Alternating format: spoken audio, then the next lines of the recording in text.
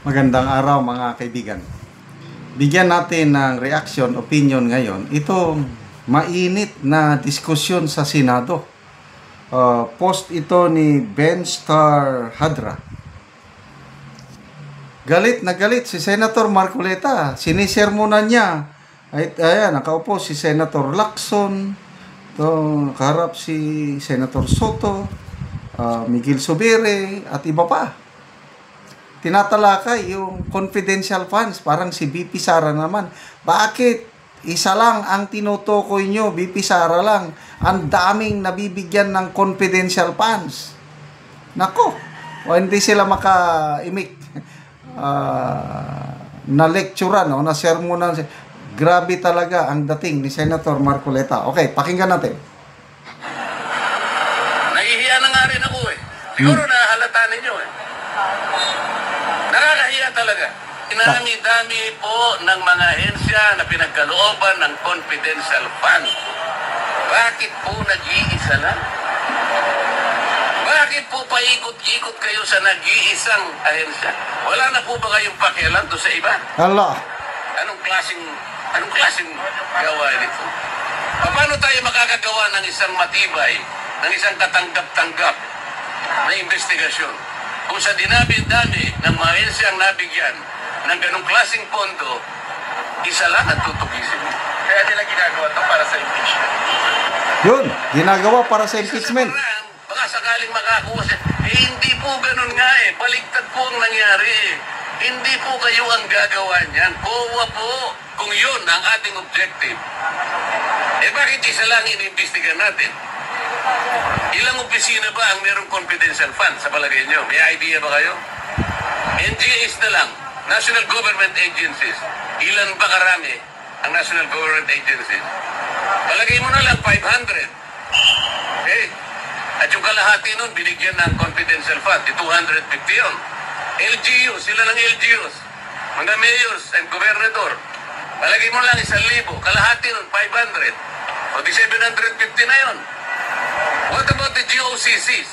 Grabe. Government-owned and controlled corporations, mga 300 yan. Kalahati na lang, 450. O palagay mo lang 1,000 na lang ang nabigyan na ahensya ng gobyerno. Bakit? Bakit Office of the Vice President lang? Lo. Kahit anong committee yun. Kaya sabihin nilang hindi ako member, pwede ako magsalita at mag-participate. Patay kayo. Pipigilan nila ako. Di ba nyo naiintindihan kung anong klaseng procedure, kung anong klaseng tuntunin na ang meron kami?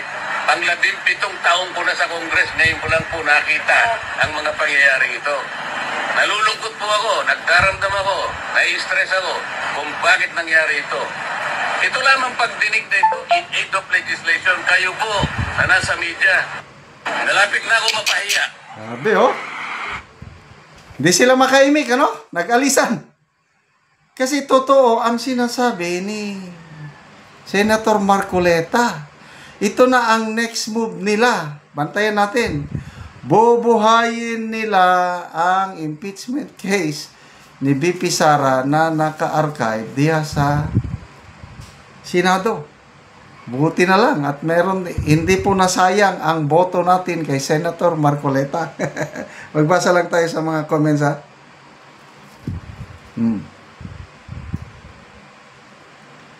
Georgina Pahagas. Dapat palitan si Soto as SP dahil kumakampiyan kay Romualdez. Dapat talaga maimbestigan sina Saldico at Martin Romualdez sa Senado. Trixie Moring. Mabuhay po kayo, Senator Marcoleta. Bang Canlas Cabuso. Laban Marcoleta, Soto. Tumanda, walang nagawa. Alex Dilantar. Soto natulala kay Marcoleta. Balik ka na lang sa Bulaga. Diba? Jose Abillonar. Ang galing talaga, matalino at hindi bias si Senator Marcoleta. Saludo po ako sa iyo. Hindi nasayang ang boto ko sa iyo. Marnel Nakadmo. Laban Senator Marcoleta, sir. Mary Jane Hermosilla. Huwag magpatinag, Senator Marcoleta. Go, go, go sa mga kakampi ni Crooks. Manigas kayo. Laban, laban. Oh. So, Eunice Abiliana, pakapalan ng muka yung ibang senator dyan. Talagang tinatarantado ng taong bayan. Hoy, Soto. Ilang milyon na ang nagsasabi hindi ka bagay sa posisyon mo.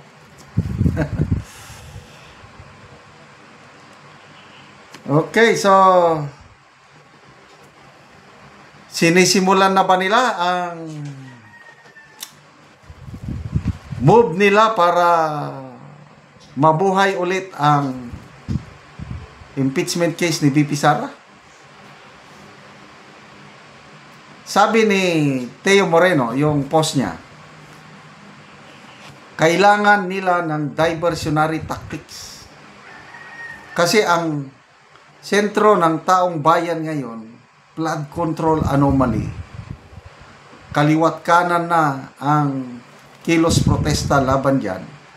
Kailangan nila ng ibang bagay para mabaling ang atensyon ng tao. Yan ang opinion ni Teo Moreno. At nabigla ako nung mapanood ko itong video na ito sa Senate I don't know kung break ba nila kasi nag-uusap.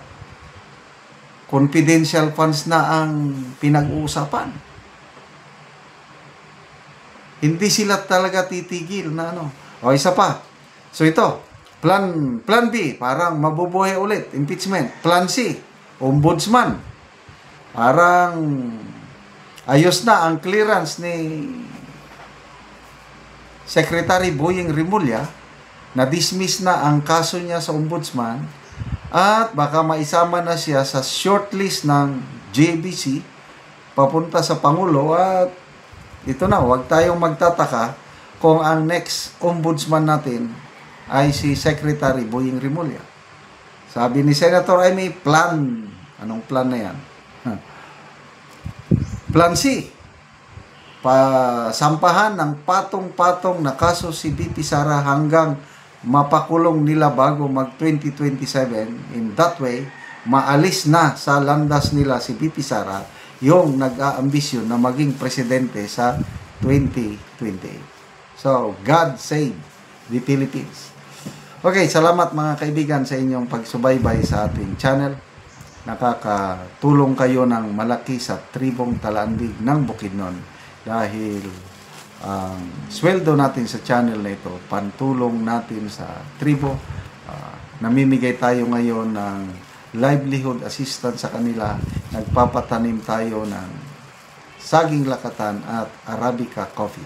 Panoorin nyo ang video na ito. Ako sa area sa kapihan ni Enrico Hagingan. So anak ni siya ni Uncle, so karon ako silang bisitahon. Og maayong buntag di ante. Buntag. So mag-abono. So gitabunan human sa pag-abono. So muna ning itsura sa kape nga isa na siya kabulan. Pusuy naman ako. So naanay kuan niya, naanay mga sanga-sanga. Humuna niya ang itsura niya oh. Hay mo labi. Abono si mo ning sisga. Man sa pag-abono tarong ang gyud og kanang tabon para nga mas dali mo suyop ang kape.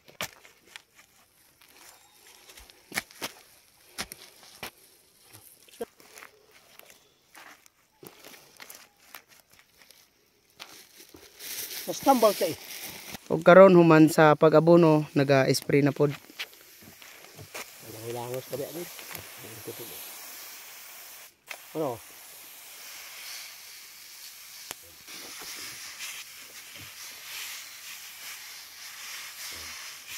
Ini sirup.